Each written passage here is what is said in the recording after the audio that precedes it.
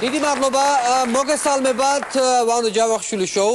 პარლამენტში გაიმართა ეკონომიკური გუნდის მინისტრების შეხვედრა დეპუტატებთან. ქვეყანაში შექმნილ კრიზისთან დაკავშირებით, მინისტრებმა გადაწყვიტეს, რომ დაზოგონ ხარჯები. დაიზოგოს ხარჯები, მაგალითად სამთავრობო ხარჯები, სამთავრობო სტრუქტურებში რა ხარჯები, მაგალითად შეამცირებენ ჰიგიენური საშუალებები უნდა შეამცირონ და რა თქმა უნდა, რბილი ავეჯის შეძენაზე ვიტყვითო უარსო და ასე შემდეგ. მართალიც არის ძალიან კარგია, საერთოდ რაში ჭირდება ახლა რბილი ავეჯი ჩვენს მთავრობას მე არ მესმის, იმიტომ რომ მაგათ ბიუჯეტის ჭამით, ხო? ისე აქვთ გასიებული ერთი ადგილი, რომ სულ ტაბურეტკაზე დასკნით, ხო, მაინც რბილი ავეჯად ითვლება. ერთგვარი რბილი ავეჯია. ისეთ ქვეკაი ადამიანებო, რბილი ავეჯის შემცირება თუ გინდათ, პირველი რიგში გაიტანეთ ფინანსთა მინისტრის სავარძელზე, რომ პუფიდებს. ეგ გაიტანეთ და უფრო რა ქვია, ისეთი მაგარი რბილი ავეჯი სად ნახავთ. ამ ხნობაზე დოდარ ხადურმა მთელი მოსახლეობა გაგვახარა. ძალიან გაგვახარა, დიდი ხნის მონატრებული სიტყვა შეგვახსენა. ეს არის ბიუჯეტის შემცირება, ანუ სეკვესტრი. შევარდნაძის დროიდან ეგეთი სიტყვა აღარც გაგვიგონია, მაგრამ სეკვესტრი შეგვახსენა და ბიუჯეტის შემცირება მოგვიწევს. რა კარგია, რომ ესეთი ნოსტალგიურ სიტყვებს გვახსენებენ ესე პერიოდულად. მაგალითად, ჯერ იყო მე-9 ბლოკი ხო გავიხსენეთ ამას წინათ. ძალიან კარგი სიტყვა ეგეც, რა თქმა უნდა, არ უნდა იკარგებოდეს. ეხლა სეკვესტრი, მალე ალბათ შეიძლება გაყინული პენსია. არაჩვეულებრივი სიტყვა ეგეც. რატომ კარგად? ეროვნულ სიმდიდრეებს. ანუ ესეთი რაღაცებს ნელ-ნელა გაგვახსენებენ ალბათ. ძველ დიდებასაც დავიბრუნებთ ალბათ. ეკონომიკური გუნდის მინისტრებმა კრიზისთან გამოსვლის ვერანაირი რეალური გეგმა ვერ წარმოადგინეს. ეგრეა რა ახლა გუნდს რო არ ყავს ახლა მწვრთნელი და მწვრთნელის გარეშე როა ახლა იმას მაგრამ ეკონომიკური გუნდი უნდა გითხრან და რაც უნდა წარმოგვიდგნენ მე არ მესმის.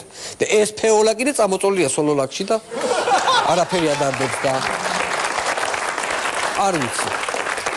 კრიზისის გამო საქართველოს ტოვებენ უცხოელი ინვესტორები, მაღაზიები იხურება ძალიან ბევრი, მაგალითად ძალიან ბევრი ბრენდული მაღაზიები გადიან საქართველოდან, მათ შორის ერთ-ერთი მაღაზია, რომელიც იხურება, ეს არის საათების მაღაზია, ესეთი ძალიან ცნობილი ბრენდი, ხო ვერ გამოაცხადებს საათები და პრინციპში უნდა დაიხუროს კიდე, იმიტომ რომ რა ქვია, ვისრათ უნდა საქართველოს საათი.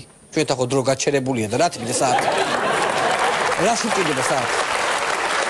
არ მიკეთე არც ერთგვარი საათი, რა თქმა უნდა, დრო და გაჩერებულია. კრიზისთან დაკავშირებით საინტერესო განცხადება გააკეთა ოცნების დეპუტატმა ზურაბ ტყემალაძე. ზოგადად ზურაბ ტყემალაძე გამოირჩევა ესეთი არაჩვეულებრივი გამონათქვამებით.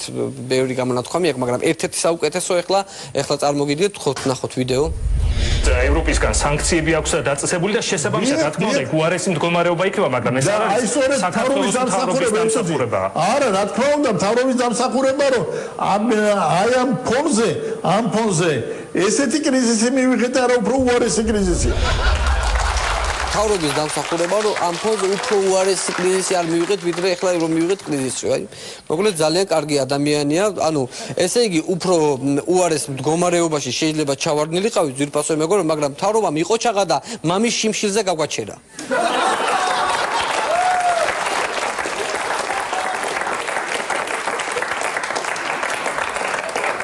აი ეს არის დასაფასებელი, მინდა გითხრათ.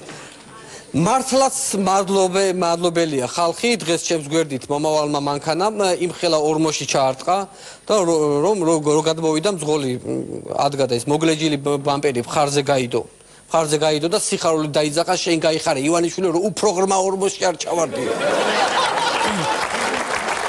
ეს არის. მთავრობის განსაკუთრებით მადლიერია უმუშევარი ხალხი. განსაკუთრებით კიდევ კარგი რომ უმუშევრები ვართო, თორე ხო შეიძლება უფრო უმუშევრები ვყოფილიყავითო? ეს და რა გვეშველებოდა რა თქმა უნდა მე მიაყოლე. მინდა უთხრა მთავრობას რომ პირიქით თქვენ უნდა უთხრათ მადლობა ხალხს. თქვენ უნდა უთხრათ მადლობა რომ თქვენ აგირჩიეთ. ხო შეიძლება უფრო უარესი მთავრობა აგვერჩია? ვიდრე ახლა არის.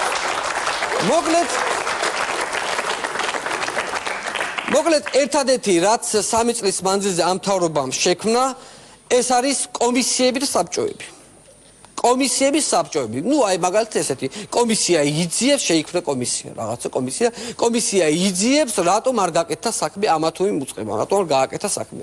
ამა თუ იმ იწყება. მერე საბჭო უკვე საბჭო რო შეიძლება საბჭო იძიებს რომ რატომ ვერ გამოიძია კომისიამ რატომ ვერ გააკეთა ამ უწყებამ საქმე და ესეთი მოკლე ესეთი ტემპებით მოძრაობთ ჩვეულებრივად ერთი ნაბიჯი წინ ორი ნაბიჯი უკან ესეთი ტემპებით ვართ ამ მოძრაობის იმაში ამ ბოლო დროს საკრებულოს დამოუკიდებელი დეპუტატი ალეკო ელისაშვილი ძალიან გააქტიურდა, რომელიც ყველასგან ითხოვს, რომ საქმის კეთებას მიიღონ ხელი, მათ შორის ის დაუპირისპირდა ძველი თბილისის განვითარების ფონდის ხელმძღვანელს, რომელიც ქუჩაში შეეჩეხა. ნახოთ ეს ვიდეო გავიხსენოთ. ვიდა საქმეს მიხედეთ, წვიმა რო ამგრევს, თბილისს იმას მიხედეთ. რომელიც არ მივხედეთ.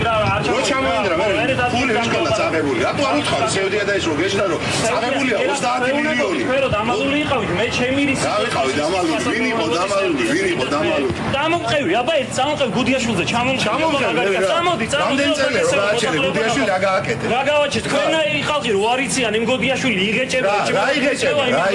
ხო, ძველი თბილისი საიდან იწყება და საცხოვრდება რა გესმის? როდის ისწავლე ბიჭო, ორი კაცი არ ყოლია საუფროსო, როდის ისწავლე მენეჯმენტი? საუფროსო. არა, გამოდი ხარ მუდმივად, არა, მუდმივად ხარ და დარჩი ჟურნალისტი, ოღონდ არაკვალიფიციური. ეგ არის. ეგ არის რა. გამოჩნდება. 5000 ლარიან ხელფასი იღებ და აფის მაქნის ებღარ მთელი თბილისის განვითარების ფონდი. სამწუხარო და ესე უბრალოდ ხორცმეტი, ზედმეტი. ინგცეს პატივს აკა. მაგრამ ერთი ფრაქცია, არა ერთი ფრაქცია ჩვენ 4-4-4-4-4-4 ვაკეთებ, მაგრამ რა არის, ის შეიძლება.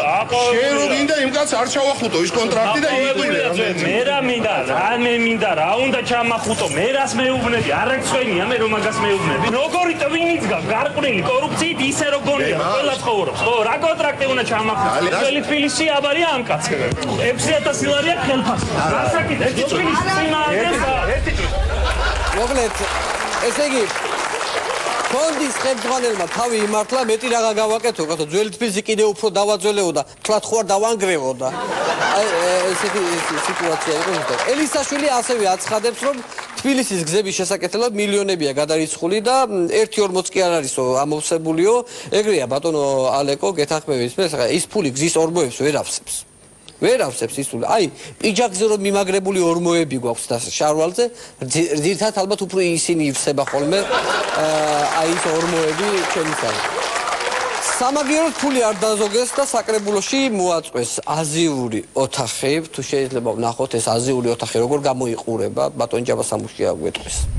ეს არის ერთგვარი ეგზოტიკური, ასე ვთქვათ, გაფორმებით მოცემული ოთახი, რომელშიც იყო წარმოდგენილი, ასე ვთქვათ, აი სტუმრებისათვის, რომ გვეჩვენებინა ამ შემთხვევაში, ვთქვათ, აი თბილისური ყოფის ეს სამი გაერთიანება. არანაირი, ასე ვთქვათ, სხვა ნივთები არ იქნა, მე პირიქით შეცდომით იყო მითითებული, სწორედ აი ეს მაგიდან იყოს. მოკლედ, ესე იგი, თვითონ ახლა ოთახი ბევრი არაფერი, მაგრამ ამ აზიურ ოთახში ჯაბა სამუშია მუცლით ცეკვავს, აი თვალს ვერ მოწყვიტა, რა, თავისი გაფორმებით ჭყიალებით იმით, ეს თავისი ტოპიკით და ეს არაჩვეულებრივი ცეკვა აქვს დადგმული სტუმრებისთვის, რომ მოდიან ჩეულებრივად ცეკვავს ამ მუცლით ცეკვას. ნუ ალეკო ელისაშვილი თბილისის მერისგანაც მოითხოვს, რომ მოვიდეს საკრებულოში და გასცეს პასუხები რაღაც შეკითხვებს, ნუ ანგარიში ჩააბაროს დეპუტატებს. ნარმანია რა თქმა უნდა უარზია, აპრილში მაქვს დაგეგმილიო, მე და აპრილში მოვალო, რა პრობლემააო, ნუ მე მანამდე მოსვლას ვარ აპირო, თქვა ნარმანიამ და თავისი უმანკო ჰოლივუდური თვალები დააფახურა. მაგას ესეთი უმანკო ჰოლივუდური თვალები აქვს, მე ვარ წეთ მაგის თვალებს თვალს. მოკლედ ნარმანია საკრებულოში მივიდეს კი არა, თვითონ მერიაშიც კი არ ხვდება ხალხს და უკანა კარიდან ეპარება. ახლა მთავრობა გეგმავს, რომ ღამით ჩუმად შემოაბრუნოს მერიის შენობა. შემოატრიალოს მერიის შენობა და ნუ პირიქით დადგას. ნარმანიას ხალხი დაელოდება უკანა გასასვლელთან, თვითონ კი ამაყად გავა თავარი შემოსასვლელიდან. ამაყად გააბიჯოს მისრექიდან.